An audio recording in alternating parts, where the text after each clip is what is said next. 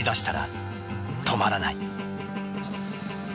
気分はいつしかハイウェイの星。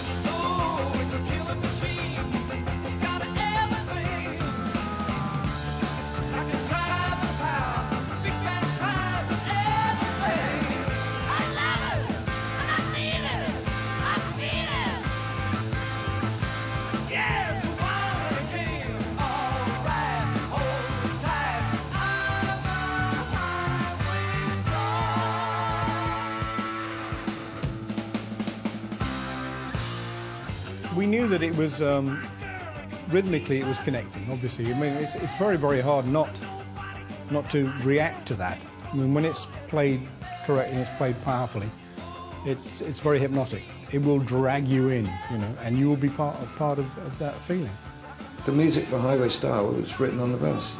It wasn't music. It was a piss take. It was ding ding ding ding ding ding ding ding ding, one string with a plectrum. We had a title. I came up with a title. So looking out the window, we're on a highway, you know. Hey, Highway Star.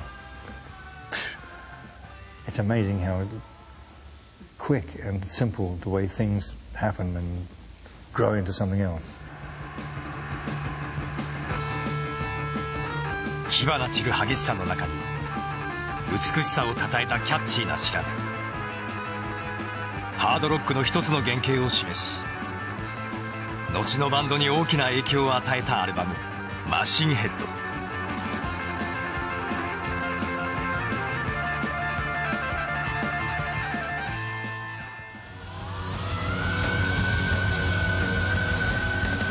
マシンヘッドに捧げられたトリビュートアルバム「リーマシンド」。初回限定版には「ハイウェイスター」が2曲収められている。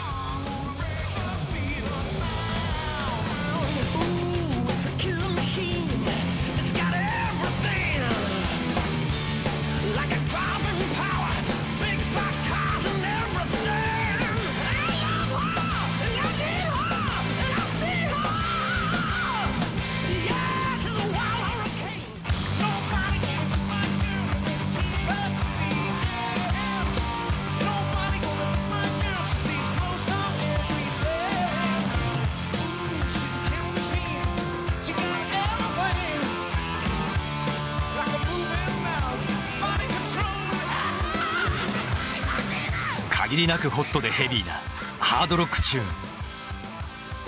ハイウェイスターはどのように生まれたのか。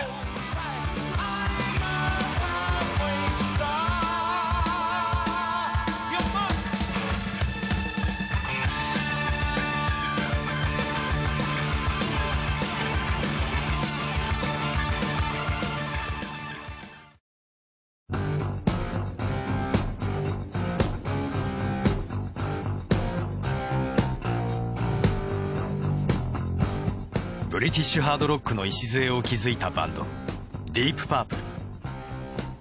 スモーク・オン・ザ・ウォーターやハイウェイ・スターを生み出したのはその第2期。黄金時代と呼ばれる当時のメンバーは結成当時からの3人。ジョン・ロード、リッチー・ブラックモア、そしてイアン・ペイス。そこに別のバンドから引き抜かれたイアン・ギラント、ロジャー・グローバーを加えた5人。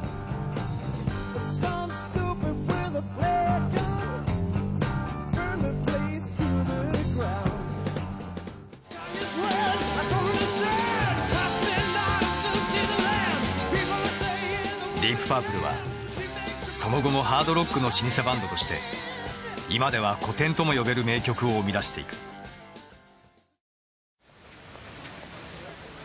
クリーム、レッド・ツェッペリン、ブラック・サバス。ハードロックの元祖となったバンドを生んだ街ロンドン。ディープパープルもこの街で生まれた。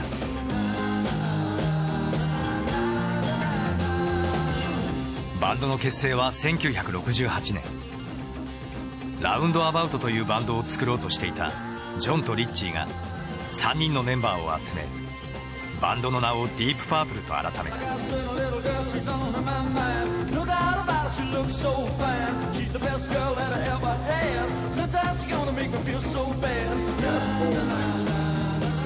クリス・チャールズワースはディープパープル初期の活動から取材を始め、彼らについての著作も多いベテランロックジャーナリスト。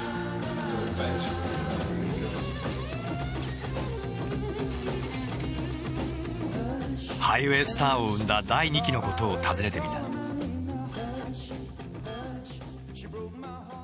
In the 70s, they were a different band from what they had been initially. Now, I hadn't been aware, really, of the initial group. That's the group that had Nick Simper on bass and Rod Evans as the singer. They began as sort of what might be called now power pop, if you know what I mean. They were doing like Hush and Kentucky Woman, a version of Help, the Beatles song. Just, I think, when Ritchie was influencing the group the way he wanted it to go, which was the kind of 70s hard rock following on from the sort of Led Zeppelin, Black Sabbath, ELP, that kind of direction. Ritchie was an angry young man.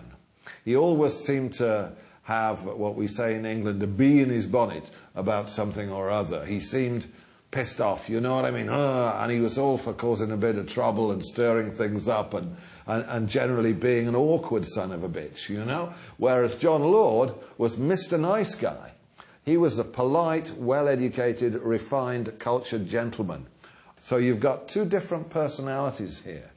If you like, Ritchie was the John Lennon, the angry bloke, whereas John Lord was the Paul McCartney. He was the nice guy. キャラクターの異なる2人を中心に展開するディープパープルのサウンド。イアン・ペイスにハイウェイスターまでの歩みを聞いてみた。Well, you have to remember that the original Deep Purple was 40% of my own band, my old band. So, you know, the differences were Ritchie and John. And I would never put down the guys I worked with before, because for what we were doing, they were better than most guys. But Ritchie and John were operating on a different level. One of John's main strengths was his feel, the way he could make a groove happen on the keyboards. So just rhythmically, he could lead me places that I hadn't been before, because John was that little bit older, had far more experience, and opened my horizons like this. You know, all of a sudden there was a much bigger picture. At the very beginning, I don't think we knew what we were trying to achieve. One of our early big influences was an American band called Vanilla Fudge.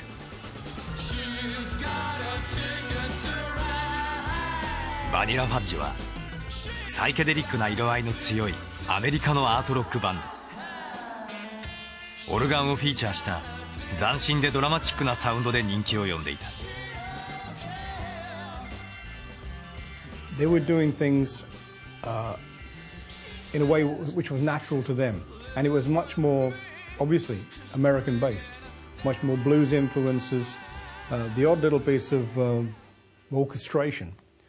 And when we were doing stuff, John's knowledge and ability to suggest pieces of classical music which may link on to different fairly, established rock and roll tunes was a major difference. I mean, when we did our version of Hey Joe, that had a classical piece by The Fire, the three-cornered hat, tagged on to the beginning of it.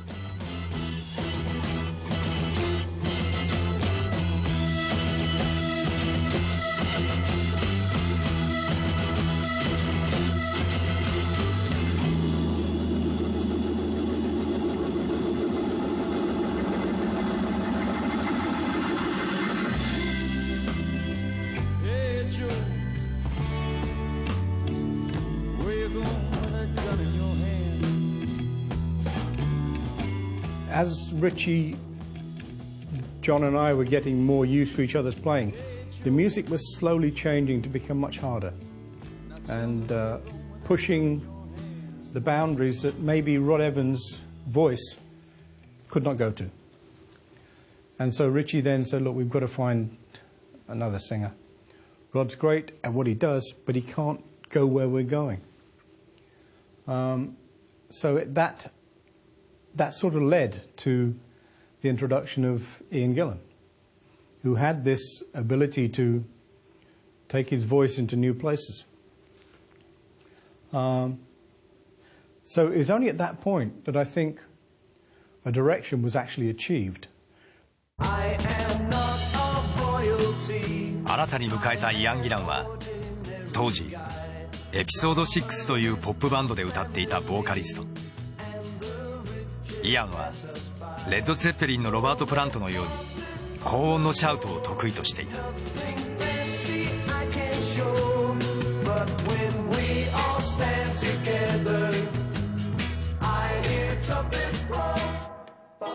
Six singers in episode 6, and Sheila took the high part normally when she was doing the harmonies, but when she was singing lead there was a gap, so I had to do the very high harmonies, and so I just sort of carried that through into some of my lead vocals. Once I'd found the confidence to explore that territory, it became second nature to me, and so I guess they heard one or two of those sort of adventurous howls, and I got invited to join the band. そしてもう一人、イアン・ギランのいたエピソード6からベースのロジャー・グローバーがディープパープルに加わった。He called me up after he left the band. Episode 6 was quite devastating for us. In fact, Ian said, why don't you come up and meet John Lord and play some of our songs, because they're looking for songs. And that's really how I got into the band, because I turned up at John Lord's flat, and Ian and I played our songs to him, none of which John liked. But he said, I've got a song I want to play you. And he played us this song called Hallelujah.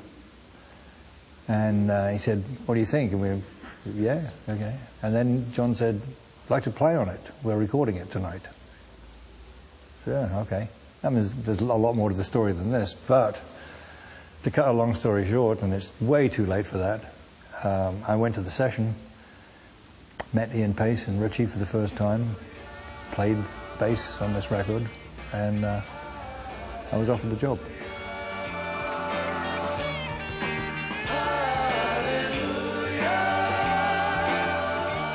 バンドのポテンシャルが高まった第2期のスタート。しかし直ちに路線変更がなされたわけではなかった。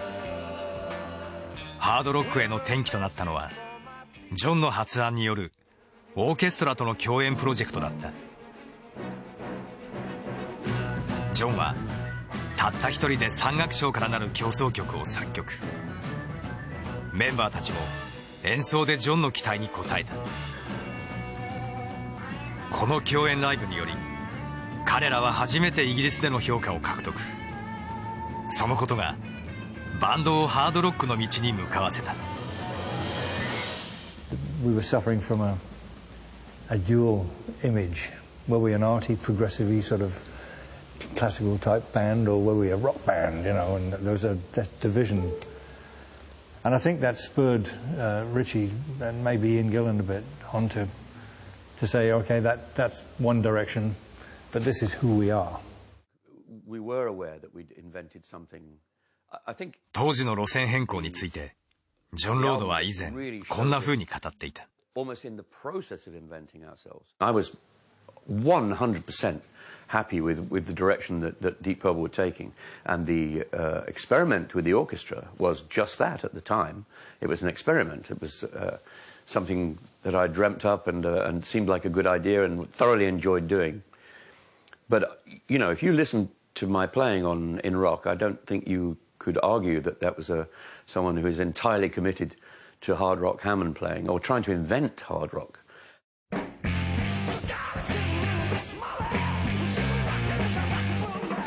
Deep Purple in Rock。5人の思いがたぎりハードロックバンドディープパープルがここに誕生する。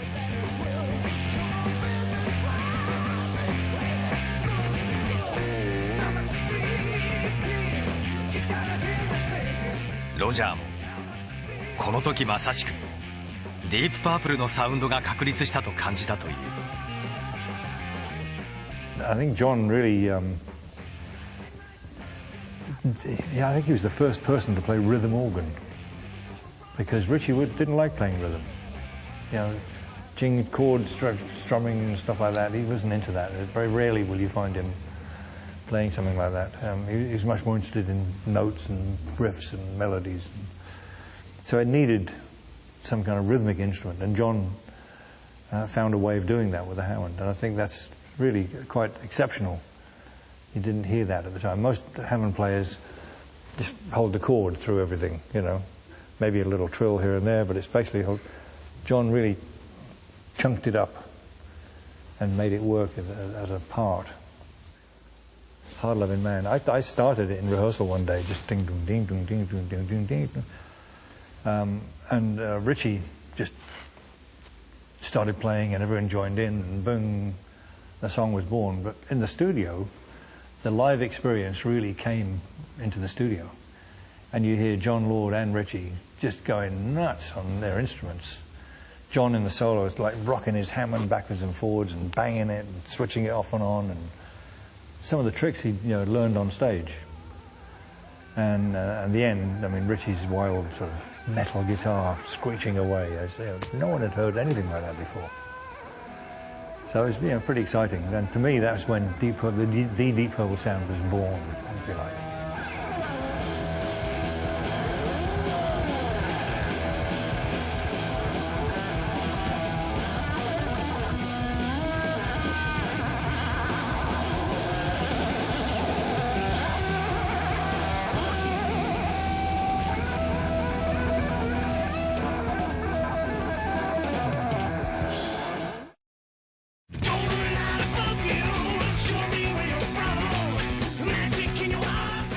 続く5作目のファイアーボールも基本的にはハードロック路線を推し進めた作りだった。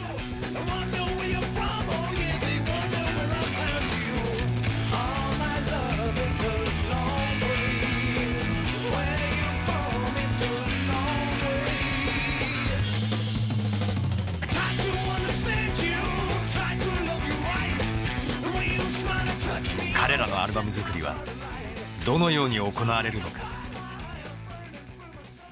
There's a lot of writing done in the studio, of course. I mean, we might have a writing session, but with players like Richie and John and Paisley around, things change minute by minute, and so we allow for a lot of spontaneity in the studio. What we call horse's eyes. So it's all because people are playing, and if somebody does something good, it's like the wide eye, you know. And it's a signal that, that was cool. Well, I think my input really was the driving melody and the sound of the words. But the idea of when it's instinctive that you don't use an ooh sound for a high note, for example. It just doesn't work. And you've got to understand the percussive value of the consonants and where they come. So you're listening very much to the drums and the bass, and you're feeling out whether this is how funky this is going to be, or how you've got to roll it, or maybe you've got to sustain notes, and you're thinking of this part almost in the same way as you would think of constructing a guitar solo. ファイアーボールに続いて1972年にリリースされたのがマシンヘッド。その冒頭を飾るのがハイウェイスターだ。